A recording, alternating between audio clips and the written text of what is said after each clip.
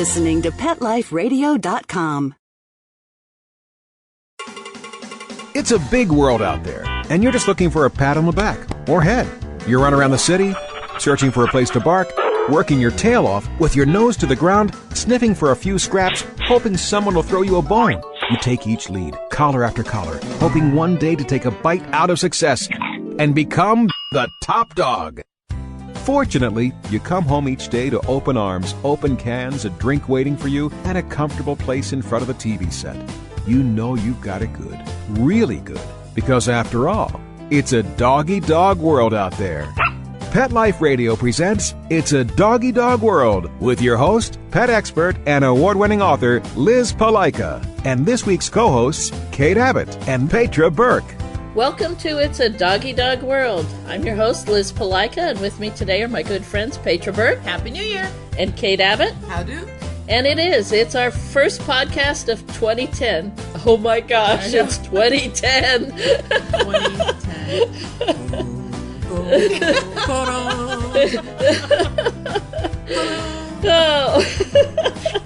On that note, we're going to be talking about kids and dog ownership today, and I'm afraid this is going to be a little controversial, but we've run into some situations with kids and dogs, and so we feel it's worthy of our time and podcast. So stay tuned, listen to our sponsors, and we'll be right back. Sit. Stay. It's a Doggy Dog World. We'll be right back after a short pause. Well, 4 to be exact.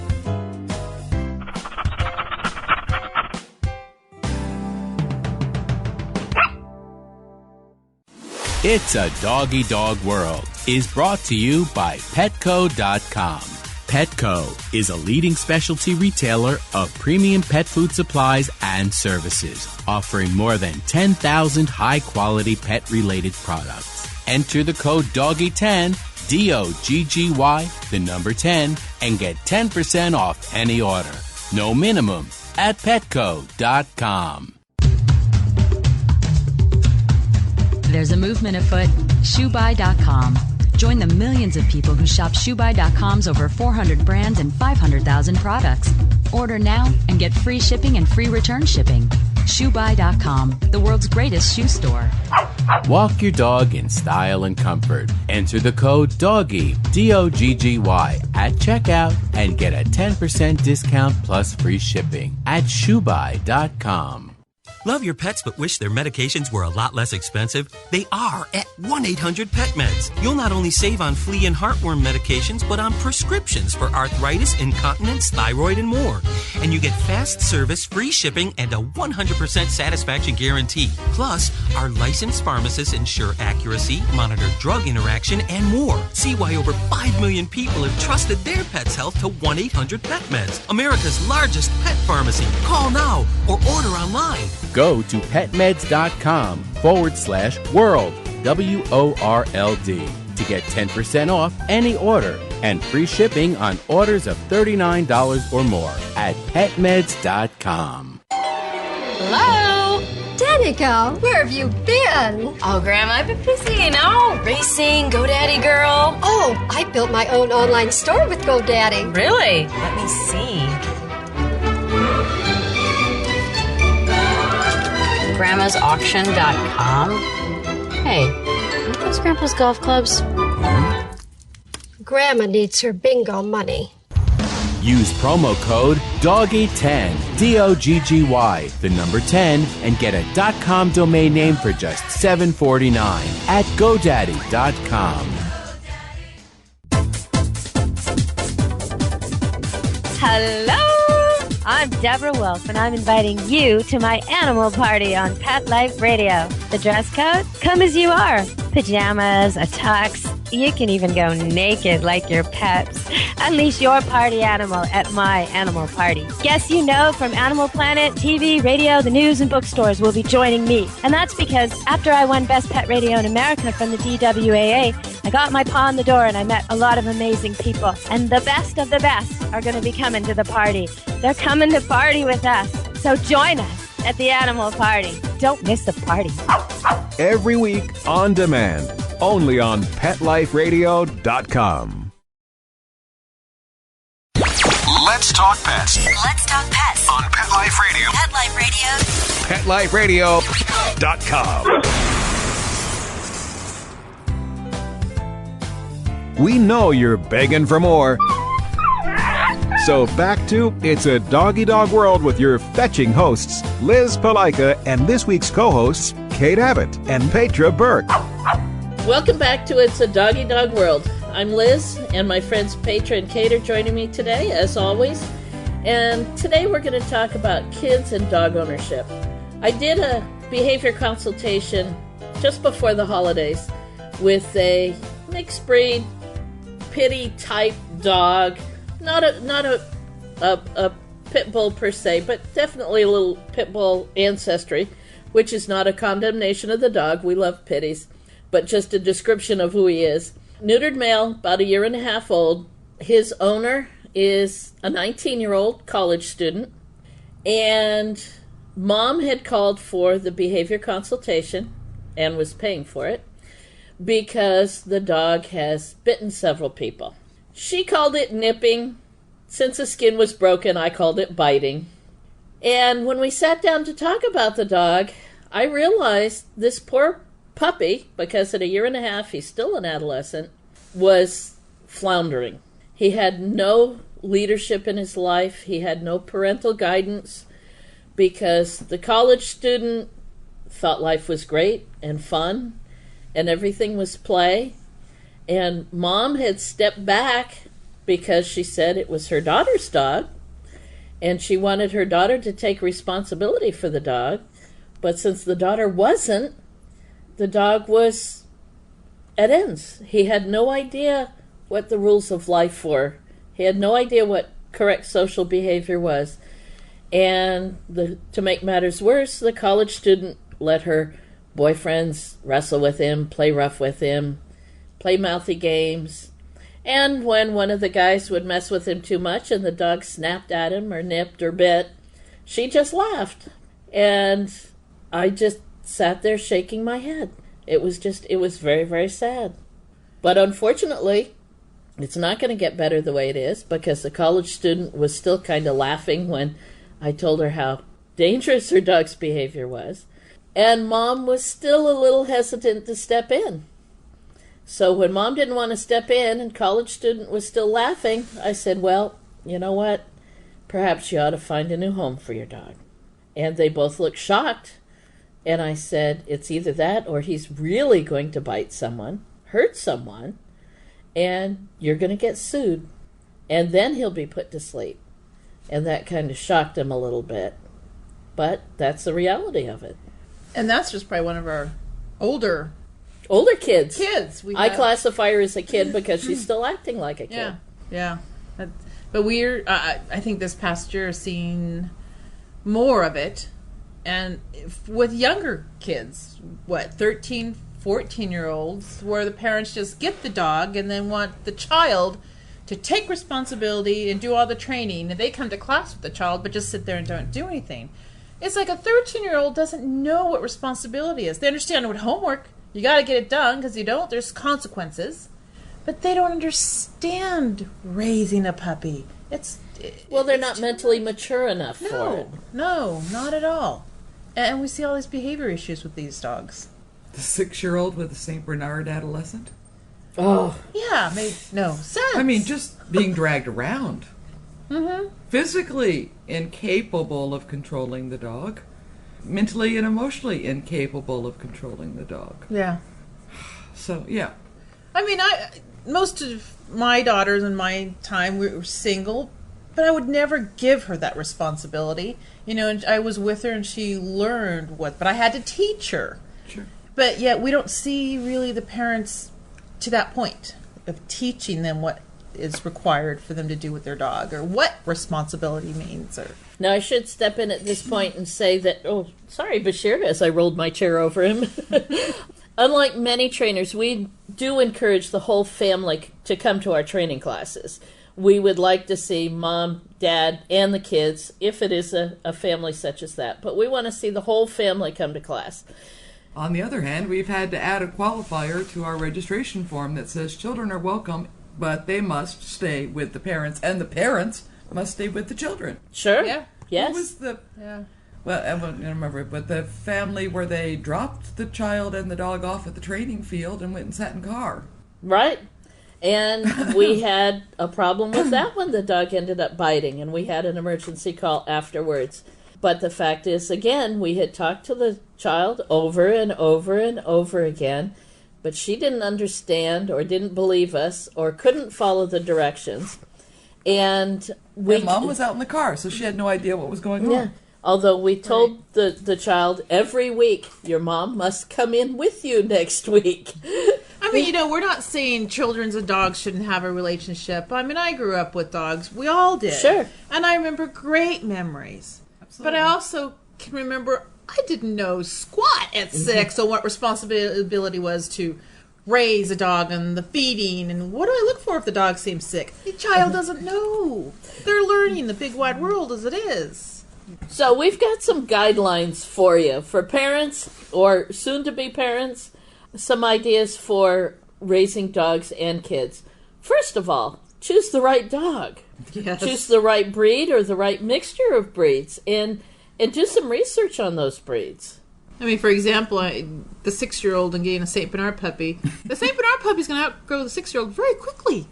Immediately. Shortly after birth. At least when the dog is an adult and trained, we'll say yes. it's trained, then she might be able to compensate for the size, weight disparity. Right. But since the St. Bernard was a puppy and then a teenager and didn't have its own self-control, she couldn't compensate for all of that. And so it was just a tail on the end of a kite. Mm-hmm. Yeah. So, yes, when you start looking at the breeds or mixes to look at, let's talk about size first of all. And, your kid, how about the personality of your kid, matching them up? And what the breed was bred to do. And don't go for your child saying, oh, but he's such a cute puppy. They all start out very cute. The parent needs to be a parent and help the child make an educated decision and be parent enough to override the child if need be. Because, lots of puppies are cute, but that doesn't mean it's the right dog. Or a mixture of. Yeah. I was doing a therapy dog visit yesterday, and one of the women with a wonderful dog that she loves and is not sorry that she got, but she said she went looking to get a black standard poodle puppy, and she said, however, when you take your grandchildren with you, and there are no black standard puppies to pick from in the litter, she says you will come home with a puppy from that litter because your grandchildren are with you. No, you be an adult. You be an adult and say, no, the dog that I want isn't here. So, and I actually was hired once by a family to go look at a litter of puppies to see which ones I thought would be the best for them and their young children. Smart people. They did not bring the children to that first visit. Good. Very smart. Good. So first I did an evaluation of which ones I thought could handle it. And when we had it narrowed down, then on their second visit, then they brought the children. And they did more narrowing down, but not the kids at the first time. Good. It would have been too overwhelming for the kids and the puppies, and not a good decision would have been made. Yeah. Smart people. And there are puppy tests, by the way, to help you choose the right puppy. I have a copy of the puppy test in my the whole book of dogs, which has a number of breed descriptions also, including temperament and other characteristics. But the puppy tests are not 100%. Nothing is, because it's nature and nurture, not just nature. But they can help you screen the puppies. Now let's talk about the care that particular dog is going to need. How about grooming? I mean, I know darn well I don't do good with a coat that needs regular dematting and brushing and combing after it's been wet. And I'd say, me being a parent, if you have to go after your child, go brush your hair, go take a shower, go wash your face. If the child can already do that on his own, really don't think of a long-coated dog. If you already have a hard time, because now you have to teach a child, brush your hair, but go brush the dog too. Take a shower, but wash the dog too. It's too much. And I have to, on the other hand, when I was 8 or so, we had a Pekingese. Oh, jeez. I adored him. And I would happily spend hours combing and brushing every little mat out of him and getting him love. And we adored each other. But I liked it. And I chose to do it. Yes. Right? You weren't being told to. He was the family dog. Yeah. That was clear. Mm-hmm. And so since I chose to do it, that was great.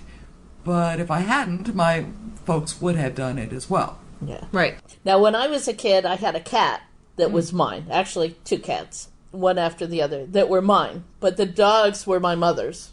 Right. And they were toy poodles, and they needed coat care. And my mom sent them out to be groomed once every 4 to 6 weeks. She was not particularly good at grooming them, so by the time they came time for grooming, they looked like they needed it. So I didn't grow up knowing that dogs needed to be groomed on a regular basis until, as a single person, I got a German Shepherd. And I learned what all that brushing was all about, and all that shedding, and all that undercoat, and garbage bags full. But I had to learn that. But as a kid, I had no idea. Yeah. So coat care is definitely an important part. How about biddability or trainability? Not all dogs are born wanting to be good dogs. True. I'm trying to think, because I grew up with a lab mix. I think she was our nanny. She was a cool dog. I don't really, but then as a kid, it's hard to remember exactly what. You don't know what your dad did to teach her. Exactly. Yeah. Except that she was just a cool dog. And of course, lab mix, being short coat, didn't worry much about the grooming part. But, I don't know, she just seemed like a well-behaved dog all the time. But yeah, exactly. What did my parents do or my dad do with her? I figure it was your dad, probably not your mom. My dad. My mother was a big believer in training. She didn't always do it. But yeah, we had a Keeshond when I was born. Uh-huh. And when I ran away to the circus at the age of 5, the dog went with me. Yeah? But was my protector. But trainability, probably where you may want to discourage yourself from getting a terrier or terrier mix. Or a hound. Or a hound. There's a reason why Labrador Retrievers and Golden Retrievers are 2 of the most popular breeds for families. Mm-hmm. They can be really rowdy puppies, really, really active rowdy puppies, and very silly. But when they're grown up, they're good family dogs. Mm-hmm. I mean, they're not my choice of breed, but they're good family dogs. And they can take roughhousing with the kids, and on limits, of course, and playing with the kids. And they'll play with the kids as long as the kids want to play. So those 2 breeds are popular with families for a very good reason. And the Staffordshire. Oh, Amstaff, yeah. Because they can, one of my private theories that I've sometimes share is that I think the Staffy, the Pity, so forth, they actually don't have many pain neurons connected to their brain. No, I don't think so. So, if you're going to hang on to a bull's nose while you're getting thrashed around as a breed, yes, that probably gets bred out of you. But a well-socialized dog of that kind that can take a lot of abuse from kids without, as opposed to a Chihuahua. Yes. Mm-hmm. Yes. Yes. That is fragile. And can't take it. And that's a theory of mine as to why so many Chihuahuas are in the shelters right now. I mean, when we were looking for a dog to train as a service dog, I went to a bunch of different shelters, and they're overflowing here in Southern California with Chihuahuas and Pit Bulls. They're shipping Chihuahuas out of state. Right, because there's so many. And I know a huge part of it is the families, many of the families with Chihuahuas don't think that they need training. And the dogs Hilton's dog doesn't need training, so they're spoiled rotten. Mm-hmm. And many of them aren't even house trained. So, the dog reaches... And many aren't neutered or spayed. No. And they have health issues. Yes. That people poorly don't know bred. about. Yeah. Mm-hmm. So whenever a breed becomes Hollywoodized, yes. Is that a word? Yeah. Beverly Hills Chihuahua, etc. And all the trend with the pocket pets, right? Like Chihuahuas, yeah, right. Then they become badly bred as well. Mm-hmm. Yeah. But anyway, yes, as a breed, they've had health issues. Period. Now that they're being badly bred, more of them, it's even more likely. Yes. So not a good choice for a rough and tumble 3 or 4-year-old. Right. So we've got choose the right breed, size for one thing, grooming. And again, there's always exceptions. The same Pekingese absolutely adored children. Sure. Who would put yeah. their, stubby, grubby little hands in his fur, grab a hold and twist until my eyes would water, and he would never say a word. Right. He adored babies. But that's a strong exception to the rule. Yeah. So choose the right breed, size, grooming, bitability or trainability. Activity levels. Activity level. How much exercise does this dog need? There's a lot of different things. Now, let's go to the other side of the coin. Let's talk about teaching the kids. Because kids get bitten by dogs more than any other single portion of our population. And it's not just here in the United States, but also in Canada, in Europe, kids get bitten. And much of the time, I like to lay it at the blame at the parents, because the parents have to teach the kids. Oh, exactly. And we've seen it here. We know the ones, they'll come up to any of us, may I pet your dog? And then you'll see the kids, which it still is, I guess it's so rare, it just astonishes me every time. They gently put their hand out, let the dog pet. It's like, wow. The parent actually took some time and taught this child correctly. Or you get the ones, can I pet your dog? Sure. They go and maul them. Maul the dog. No, stop. Or the ones that don't even ask. Yes, or those. I had a behavior consultation, again, just before the holidays. A dog came in because a cockapoo, as a matter of fact, a cream-colored cockapoo. A neighbor family had come over to visit. 8-year-old little girl saw the dog sleeping in his dog bed, ran across the room, grabbed the dog around the head, and got bit. Dog was sound asleep. She did several things wrong. One, she charged the dog. Yeah. She didn't wake him up first. And then technically attacked it. Really. She attacked him. She grabbed his head, put her face in his, and he snapped. And then her parents wanted the owner of the dog to put the dog to sleep. And so we did a consult. I took a look at the dog, and she brought her family with, and we stressed the dog a little bit and handled him. And it's a very nice dog. Dog doesn't need to be put to sleep. He's a very nice dog, and he was well socialized. She had 4 kids. He lived with 4 kids, all their friends that came over, no problem. It was being charged and attacked in his sleep. And so the little girl got bit on the face. She's going to have a scar. She might need plastic surgery.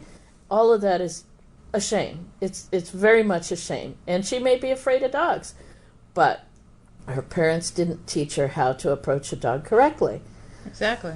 Which is a couple of conversations I've had with parents. They're maybe doing a good job with their own kids, but then you have to factor in their kids are going to bring over friends. Yes. Mm-hmm. Yes. Mm-hmm. So you need to watch for extra behavior. Be extra more protective of your puppy dog. And that's what the visiting children. And that's what I told the owner of this dog. I said, first of all, don't let people just come in the house. Lock your front door if you have to. Have them ring the bell or knock. Put the dog away, just for her own safety, especially when it's kids coming over. And teach your kids not to let their friends torment the dog. Make them your dog's protector. Oh, yeah. How many times, even when I was a kid, I can remember, wrestling with my friends. Sure. And having my dog get upset. Oh yeah. Yep. Oh, yeah. And at least knowing enough for my folks stepping in to settle things down. But if the parent is not paying attention, or it's amazing to me how many people it doesn't even cross their mind that their dog would get upset if the kids are wrestling together. The dog wouldn't know that. Like, there's a fight. Exactly. And their little owner is getting hurt. Oh, yeah. So as much as you love your four-legged, I love my four-leggeds, but I'm never going to say, he wouldn't bite under any circumstances. Oh, yeah, he would. Any dog on any given day in a given situation is capable of biting. Exactly.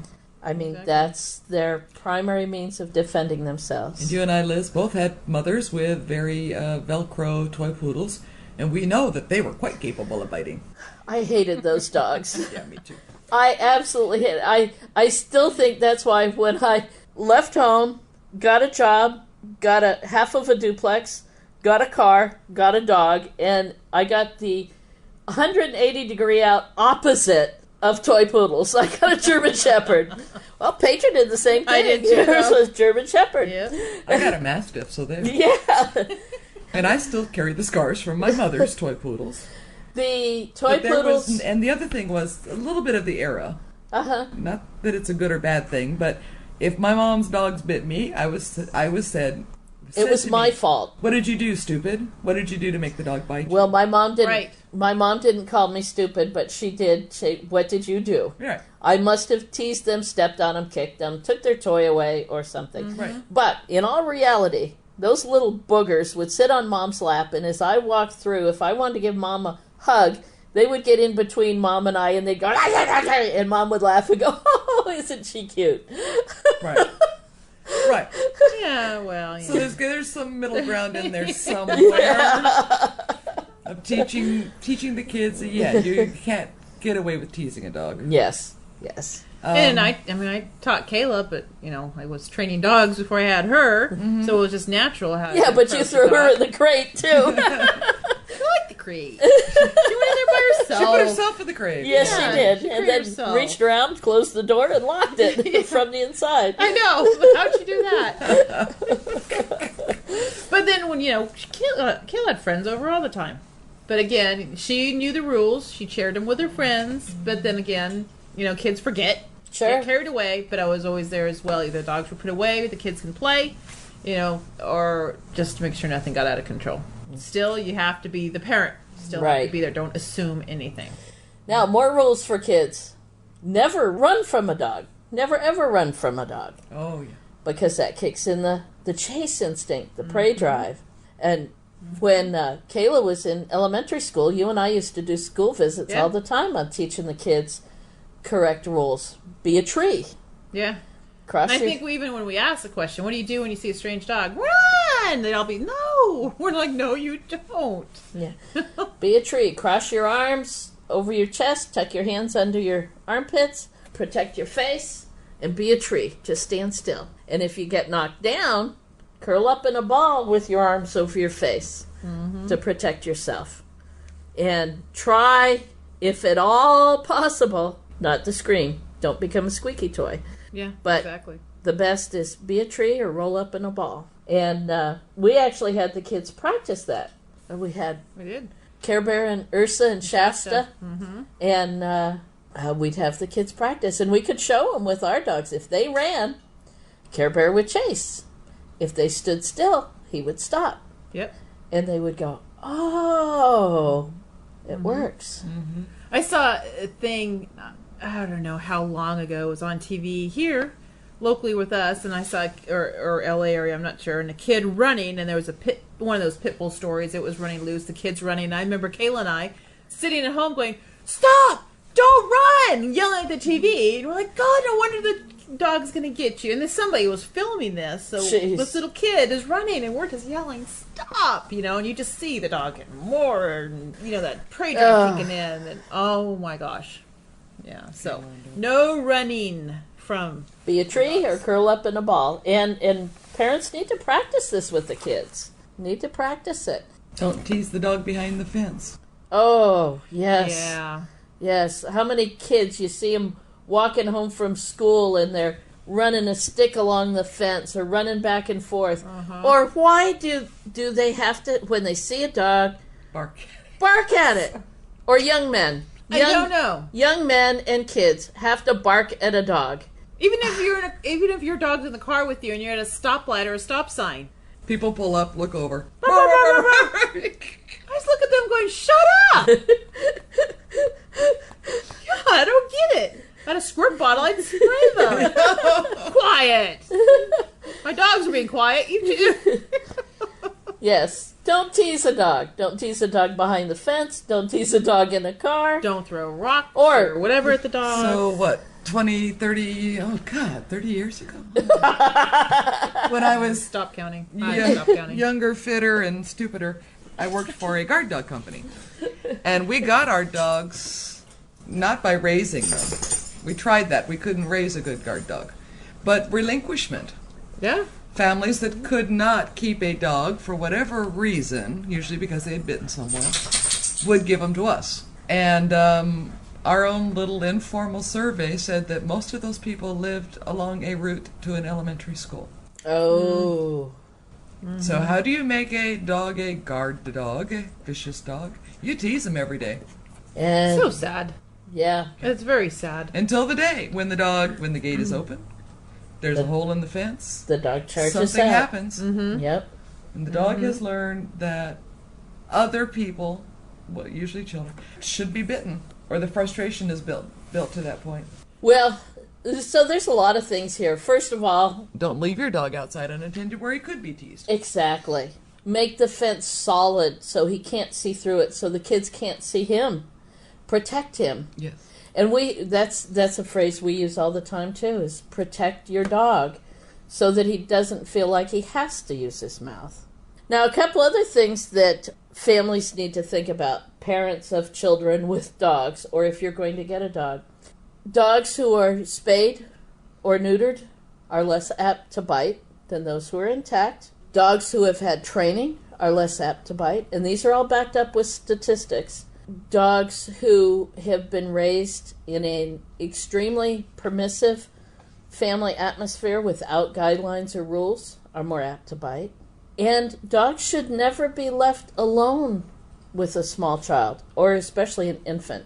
Mm-hmm. Even the most trustworthy, best trained dog should not be left alone with the child. Oh, yeah. Because it only takes an instant for something to happen. Exactly. I never did, and my guys were well trained. I had 3 of them when Kayla was a baby, but never alone unless I was there. I didn't just walk away. You never know. Dogs are dogs. They're still animals. Something. Sure. Yeah. They don't have opposable thumbs. They're going to use their mouth. So whereas we might do a corrective grab on a kid, they're going to use their mouth. Do a corrective grab. Yeah. Yeah. And children, babies, are not puppies.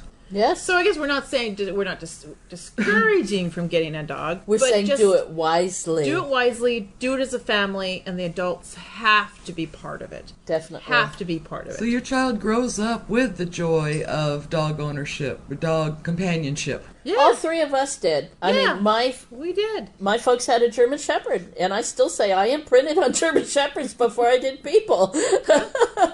And then we also had cats, but then my mom had the poodles. All of us had dogs as kids, and it was a wonderful part of... It's a wonderful relationship when it's done right. Yes. It can be dangerous when done wrong. That's what I think we're after. Yes, definitely. Right. But it's wonderful memories like we all have. That your child grow up and be able to remember those good times I can remember being up in my room, hiding away from my brother, who I never got along with either a cat on my lap or snuggled with a dog, and ranting and raving and crying at the injustices of the world. And they were always there to listen. They never tattled on you. They never squealed. They were always there, or snuggling up with one in bed at night. Belts out all those free kisses you got. Oh, yeah. Make you happy again and giggle. Yep. It was wonderful relationship. Fewer times in our lives when we really need unconditional love more than young teenage years. Oh, yeah. Isn't that the truth? And I wouldn't go back to those years for anything. For anything. And I don't know that I could have gotten through them without a dog. Oh, well, I hope that's true. Now I think about it, because Kayla's right there, 17. Sure. And she'll just go, whatever to me, and then grab her 2 dogs and go in her room and shut the door. Slam the door. Slam the door. But what you grab? Her 2 dogs. Her dogs.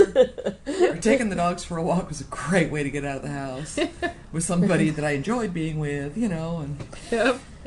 That's good true. for them and for me. I would take one of my mom's poodles and put it in the basket of my bike, and that dog and I would take off for hours. Yep.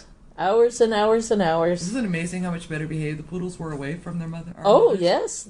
When I put her in the basket of my bike, she was a great little dog, and she loved to go. When I would call her and get my bicycle out, oh, yeah, she'd be leaping in the air, so I'd put a towel in the bottom of the basket so her feet didn't slip through, set her there, and we would ride all over the place.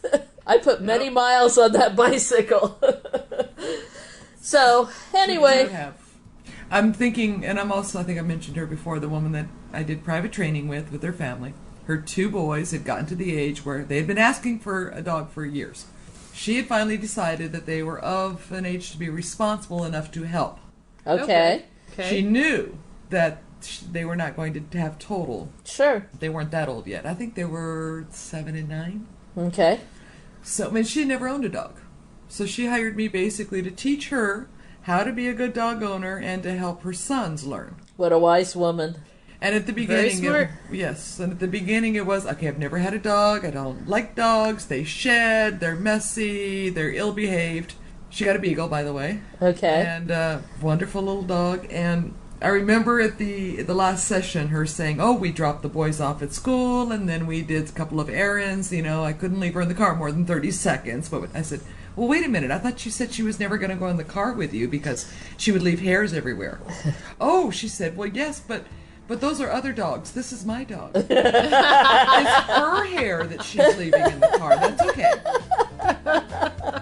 And on that note, I think we'll call it quits. I hope we gave you something to think about. I hope we gave you some ideas and suggestions. And if you are a parent with kids and dogs, I hope it works out well and you can help your kids grow up to be wonderful dog owners. If you're just thinking about a dog, hopefully these gave you some good ideas. Protect your children by protecting your dog. And then it's a wonderful thing for everybody. And it's a magical relationship. It is. Fond memories we all have and always will have. But set it up to do it right. Exactly. At the right time. Exactly. With the right dog. And do training. With all these qualifiers. Go back and listen to the previous half hour. Go forth and have bliss, but do it responsibly. And just a reminder for those of you who will be in the Southeast, at the end of March, we're going to be at the Global Pet Expo in Orlando, Florida. Pet Life Radio is going to have a booth there, and Petra, Kate, and I will be there on Friday afternoon. So if you're down in that area, come stop by and say hi. And that's it. We'll see you next time. Bye-bye. Bye-bye. Having a rough day? Longing for the dog days of summer? Think your fun furry friend lives a dog's life? Well, find out everything you're begging to know as Pet Life Radio presents It's a Doggy Dog World with pet expert and award-winning author Liz Palaika. Every dog has his day, and you'll find out how to make your dog's day fun and rewarding. Every week, on demand, only on PetLifeRadio.com.